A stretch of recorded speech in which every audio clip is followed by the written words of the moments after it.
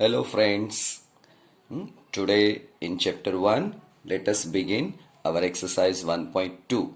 Okay children, let us start. So now children, let us begin question number 5. Check whether 6 raised to n can end with the digit 0 for any natural number n.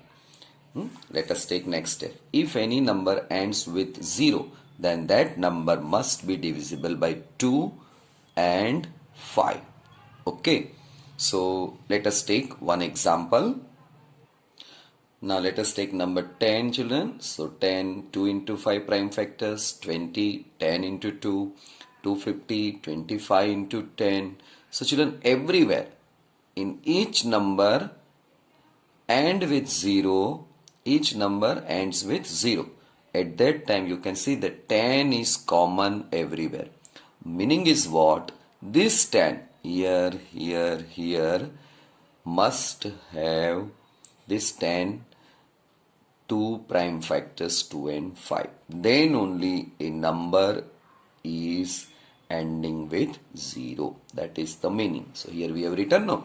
If any number ends with 0, then that number must be divisible by 2 and 5. We can say that that number must have 2 and 5 as prime factors. Now children, let us take 6. Our number is 6, given number. So 6 can be written 2 into 3. So taking both the side power n, 6 raised to n, this bracket raised to n. This n we take inside, so 2 raised to n into 3 raised to n. What is n? N is any natural number. Now children, thus 6 raised to n has only 2 prime factors 2 and 3. Now children, this 6 has 2 prime factors 2 and 3.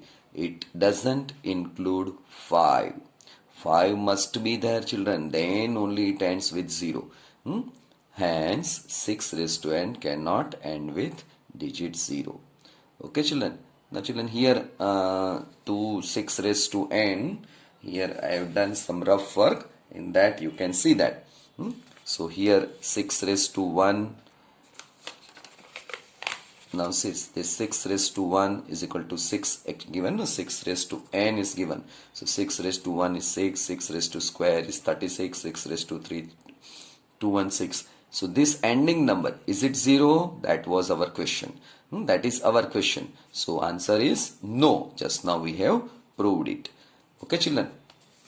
So our final answer 6 raised to n cannot end with this digit 0. Actually children, after these 2-3 topics, once again you will learn like this main principle of this thing. At that time you will clear this topic. Okay children, now let us proceed next sum. Now children, question number 6. Explain why 7 into 11 into 13 plus 13 and this expression are composite numbers. Children, I am solving this first one. This one is homework for you. Okay. Now children, first sum 6 first I have written.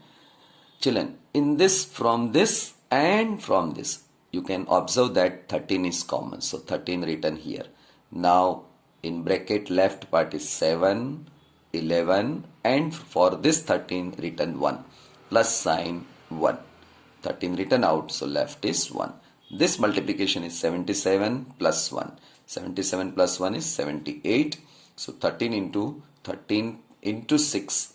Again 6 is prime factors 2 and 3. So 13 into 2 into 3 all are prime factors. Therefore, given expression is for composite number. Meaning is what? This is one expression of some number. Which number, that we don't know. We want to find that this expression is, that means this a number is given, that number is composite number. So this expression is for composite number, means given number is composite number. Okay children. Now 6th second you can solve by this way. Now children, question is, there is a circular path around a sports field. Sonia takes 18 minutes to drive one round of the field while Ravi takes 12 minutes for the same. Suppose they both start at the same point and at the same time and go in the same direction. After how many minutes will they meet again at the starting point? Starting point, children. At what time, how many minutes, after how many minutes will they meet? Okay. Now let us start question number 7, children. Here a circular path is given like this. This is starting point. Both will start at the same point. If Sonia takes a round alone, she will finish in 18 minutes. If Ravi starts from the same point and finish the complete round in 12 minutes. Now, suppose we take time 10 o'clock. At 10 o'clock, both are starting from this point and they will move in same direction. Both are running together, children. Now question is, at starting point, at this point, what time will they meet? Suppose they are starting at 10 o'clock. So after how many minutes will they meet at the starting point? Both are starting, both are running in the same direction, but both are having different speed of running. Now LCM method is useful. So 18 is equal to factorize prime factors. 12, find out prime factors here. Now rule you know, L is list. So highest power of this 2 square and highest power of 3 square, we will take simplified 36 minutes. So suppose we have taken that timing 10 o'clock they are starting. So after 36 minutes means at time 10 hours and 36 minutes they will meet here. Okay, so very interesting, children. It is LCM. With the help of LCM we can find our answer. Now children, topic is revisiting irrational number. Very interesting heading. Revisiting. Once again we have to visit. In 9th standard, once we visited this topic, irrational number. Children, P by Q, this is known as rational number, where P and Q are integers and Q should not be 0. Let us take few examples. I have written already. This 3 by 7, 9 by 8, 11 by 3, these all are rational numbers, children. Now here 279, denominator 111 means 279 are also rational number. So means rational numbers are in the form of P by Q. So decimal expansion is like this, children. Now children, this is decimal expansion. 0.75, 0.75555. Now children, this expansion, you know that here it stops. After 5 nothing is there. So this is terminating decimal expansion. Here doesn't stop. So this is known as non-terminating expansion, 0.755. But number 5 recurs. Recur means repeating. So non-terminating recurring number. So these all are for rational number. Our topic is irrational number. So come to irrational number, children. These are the examples. Root 2, root 13, root 17, etc. Now pi is also irrational number. Now children, let us study for decimal expansion. So 0.1011, 2 times 0, 3 1, 3 times 0, etc. So now you can see that non-terminating. Non-terminating means it will not stop here, and non-recurring. Number is not repeating. See 555 like this. So this is non-recurring number. Now children, our next topic is Theorem 1.3. Let P be a prime number. If P divides A square, then P divides A, where A is positive integer. Now children, if I put this inside bracket, then let us once again, P is any prime number. Suppose P divides A square, then definitely we can say that P divides A. This property we will use for next 2-3 types problems. So understand this topic and understand this theorem rules.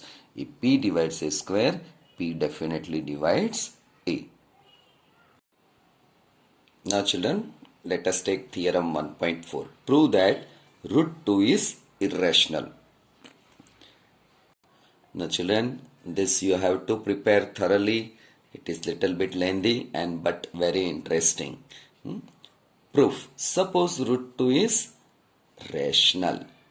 Then next step will be what? We know that rational number can be expressed by a by b form. Root 2 is rational.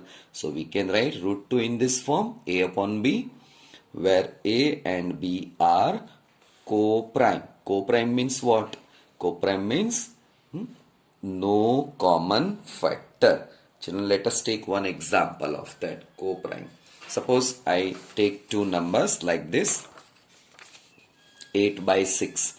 So factorize this, 2 into 2 into 2, 6, 2 and 3. Now this 2 and 2 cancel, 4 by 3. Now children, these two numbers, 4 and 3, they are known as co-prime.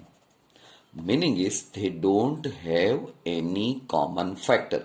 Now you factorize this. So 4 can be factorized, of course. But both have no common factor except 1.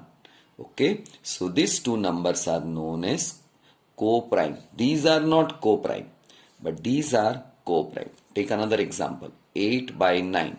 So 2 into 2 into 2, 3 into 3. So these are the factors. Now children, you can see that. Is there any common factor? No. So this number, both number, we can say that they are co-prime numbers. Here they are not co-prime numbers. After factorization, common factor we remove and we get number. That number we call it co-prime, or beginning in, or you can say this number as co-prime. So now here we have supposed this number a upon b. This a upon b is our co-prime number. This is a rational number, and this rational number, this number and this number like this number, not like this. In this common are there, 2 is common. So this is not co-prime, this is co-prime number.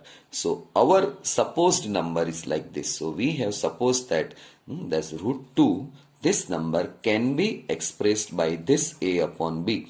Reason is we have supposed that, we have assumed that root 2 is a rational number. We know that any rational number must be expressed in this form, p by q form. Children, instead of p by q alphabets, we have taken a by b alphabets. Now let us proceed. Now next step. Now children, this b we multiply with root 2. See the next step. Okay, root 2 into b is equal to a. Now children, we are changing the side. This is on the left hand side, we bring on right hand side, and this we bring on left hand side. If we are changing both this we bring here and this we bring here at the same step, means in next step, then this remain positive, this also remains positive. Now see here. Okay. Now children, squaring both the sides. So this a becomes a square, root 2 square. So it becomes 2 and b square. So squaring both the sides. Here a square, 2 b square. Now children, what is the meaning of this? Meaning is this 2, if we bring on this side and we are getting here b square, so we can write this statement, 2 divides a square. Children, from this statement we have obtained this. Children, let us understand this by example. Here, suppose I write 8 and here I write 2 into 4. Children, 8 equal to 2 into 4, don't read. I have written this way, 8 and 2 into 4. Meaning is what? This 8, if you bring this 2 down and cancellation is possible and you are getting answer 4. Okay, so we can say that this 8 is divisible by 2. From this, if you write this, you can say that 8 is divisible by 2 because here we are getting 4. Exactly similar way here, children. A square equal to 2b square. So 2 divides a square. Now children, recollect our theorem 1.3. Just now I taught you that 2 divides a square, therefore 2 divides a. Okay, children. Now, children, 2 divides A. So, this we can write this way. A equal to 2C. Now, children, something new journey. Little bit change is there. All logical statement, children. This 2 divides A square, 2 divides A. Now, 2 divides A. So, A equal to 2C for some positive number C. For some integer C. Okay. So now taking squaring both the sides, A square equal to 4C square, squaring both the sides. Now children, here you might have noticed that I have given some numbers. A square equal to this is equation number 1, this 2, here equation number 2. When we are giving equation number, meaning is what? In future steps, we will use these equations. So here, children, we have obtained A square equal to 4C square. So this A square, we have written 2B square. Reason is, see, A square equal to 2B square, result 1. So that we have written here from 1. From 1, we have written this. Now this 2 bring down here. So it's this 2C square, 4 divided by 2. Now B square equal to 2C square. Now children, last line, B square equal to 2C square. Now children, this part you compare with this, A square equal to 2B square. What we have written? This 2 divides A square. So here also you can write that this 2, now children, this 2 divides B square. So that we have written 2 divides B square. Therefore 2 divides B. Here written no. 2 divides A square. Therefore 2 divides A. So here we have written 2 divides B square. Therefore 2 divides B. Now children, see, now compare this result 2 and result 3. See these two results. 2 divides A, 2 divides B. 2 divides A and 2 divides B. Meaning is what? Very interesting result we have obtained, children. Now see. 2 divides A and 2 divides free. From 1 and 2 we have obtained this. Meaning is that A and B have common factor 2. But they are co-prime. They means what? A and B are co-prime. They should not have any common factor. But we have here, we got this conclusion that they have common factor. But they are co-prime. Meaning is what? They should not have common factor. Meaning is something is wrong. What is wrong? So our supposition is wrong. What we suppose, children? We suppose in beginning, suppose root 2 is irrational. That was our supposition. So this our supposition is wrong here, children. Meaning is what? Root 2 is rational. That is wrong. Means what? Root 2 is not rational. Not rational means what? It should be irrational. So root 2 is irrational number. Clear, children? 2-3 times you make practice. I am sure that you can prepare this. Okay. Now children, in homework, you can write example number 9 in board exam. Children, this is your question paper. Board question paper, March 2020. Question was asked. Let us see. Children, this was the question. Prove that square root of 7 is an irrational number. Meaning is this, children. Root 7 is irrational. This we want to prove. Okay. Now children, these two sums. Prove that root 5 is example 9 you do, you can solve this. Now children, everywhere in this sum where 2 is written, you have to write in, for example 9, 3 you have to write, for this sum 7 you have to write, and for this sum 5 you have to write. according to squaring, you have to change this number. So do these three sums, very interesting children.